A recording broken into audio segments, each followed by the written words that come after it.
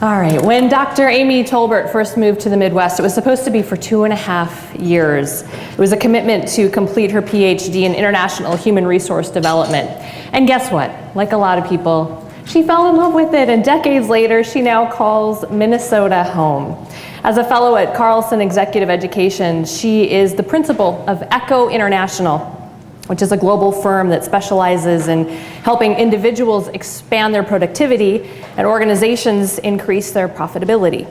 She's also really well authored 4 books, journals, assessment tools, active blogs, but today she wants to be here with all of you live. She's got an energizing and action-packed showcase presentation. In the next 10 minutes, we're sure that you're gonna learn something about her, but you're also going to learn something about yourself. Please help me welcome Dr. Amy Tolbert.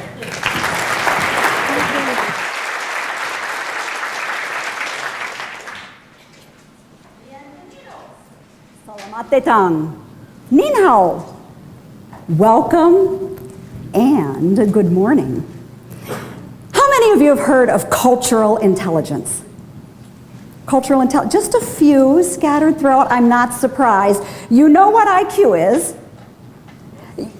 Many of you are probably familiar with emotional intelligence, but what exactly is this cultural intelligence? It's really the intelligent use of cultural knowledge or information to bridge communication gaps that can lead to increased productivity and decreased stress. And we all can use a little more of that. So what exactly is all of this culture stuff, and why should you care?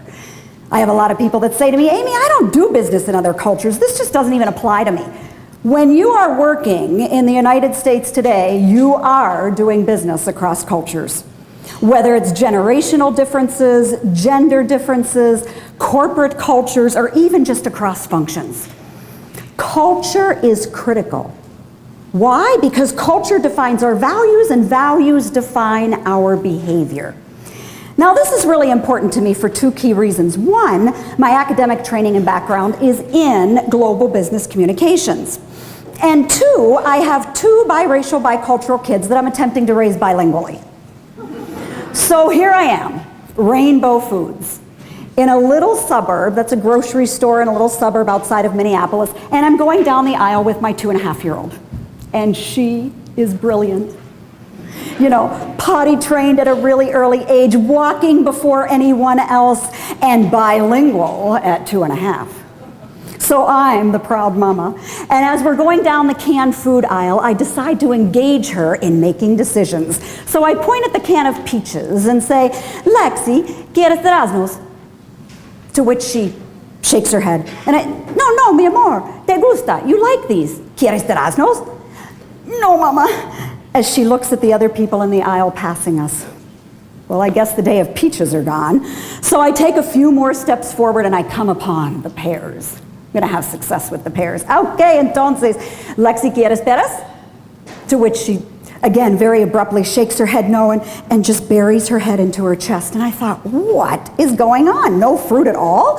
So I lift her little face to make eye contact with me, and I see these big crocodile tears just developing in her eyes, and one rolls down her cheek. Mi amor, ¿qué pasó? What happened? Dígame, por favor, tell me, please, I need to understand. And she said, no, mama, no, not here. Well, now I'm really confused, not here? So I ask, no entiendo, mi amor, ¿qué es tu problema? No, my love, I don't understand. Please tell me, what's the problem? No, mama, please, not here. No Spanish, not here. You see, at the root of it, we are really all pack animals. We want to belong. You've learned at a really early age what to do and what not to do to fit in and to belong. And I didn't realize, at that moment it had hit me, that I created a situation where she felt different, excluded, wasn't a part of. Now, most of us as adults have critical learning moments as adults when we didn't realize we didn't know something.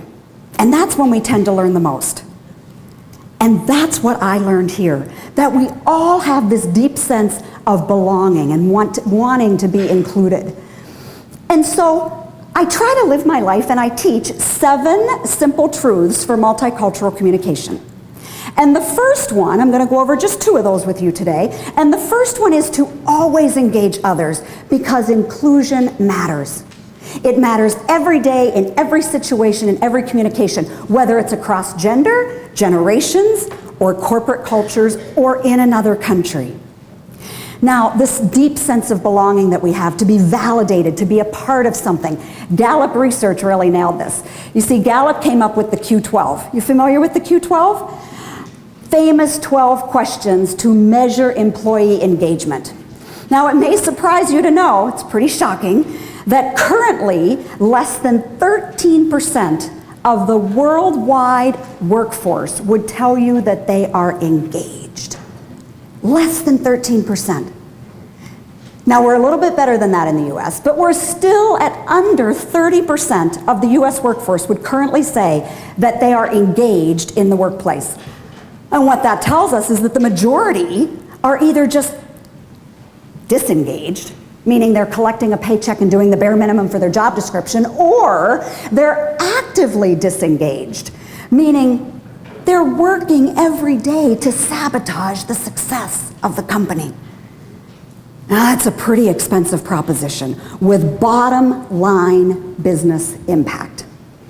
Now, I know that our values really drive what it is that we do in our behavior every day, and our values are really determined at a really early age. As a matter of fact, the research would tell us under the age of 3.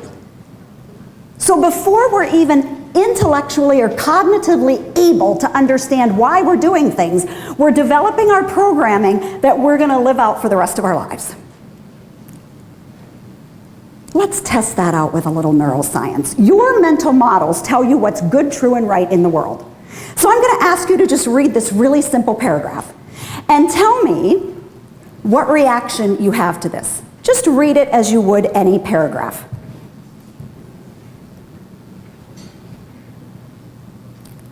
What reaction are you having? I'm seeing some furrowed brows like I did on my daughter's face as we went through that grocery store that day many years ago. We only have 10 minutes. Tell me what you're thinking. Disjointed. Random. Not connected. Anybody a little irritated? Okay, so I'm seeing a lot of irritation and furrowed brows. You know, would it surprise you if I told you an 8-year-old wrote this? And it actually makes perfect sense. And I understand it perfectly. Ugh, my mistake. I forgot to give you context. There actually is a 4-letter word that's going to change the way that you read that paragraph. And here's your word. Everybody knows what that is? A kite flying through the air. Now, read this again and tell me what you notice. Ah. So I'm hearing the ahas, I'm seeing the head nods and the smiles, because once again, we're all connected. You see, what I did was testing that with a little neuroscience of how the brain works. I messed with your brain. I basically gave you what seemed to be a series of unrelated statements, when really, if I gave you context, which was the word kite, we all can understand it exactly the same. Kind of like the toilet paper that we were talking about earlier, right? I messed with your mental models. And I gave you something different to think about. It doesn't matter whether we're looking at our first, of course, simple truth was what? Engage others. Inclusion matters. Our second one, doesn't matter when and how this is, but to really think about hitting the pause button. If you're confused by somebody's behavior, pause. If somebody else is confused, pause and ask questions. Bring people together. If you're experiencing somebody's behavior that is frustrating to you, no, that never happens, pause and ask, what are some other multiple interpretations for that same behavior? Because there are multiple interpretations for the same behavior. Hit the pause button. So our 2 again are engaging others and hit the pause button. No matter what type of engagement, whether it be communication, leadership, team building, diversity, globalization, just simple basic communication skills in the workplace. There are always 3 things that I bring to every client. One is a solid research base. That's where it's grounded. 2, personal stories that really bring it to life. And 3, an experiential piece of learning that helps you realize what you didn't know you didn't know. I would love to bring that to you and your clients. I'll be available for the networking later in the other room at the end of the day, and I've got books and balls and all kinds of trinkets and fun stuff to help us remember this concept of engaging others and hitting the pause button. Gracias, thank you, and namaste.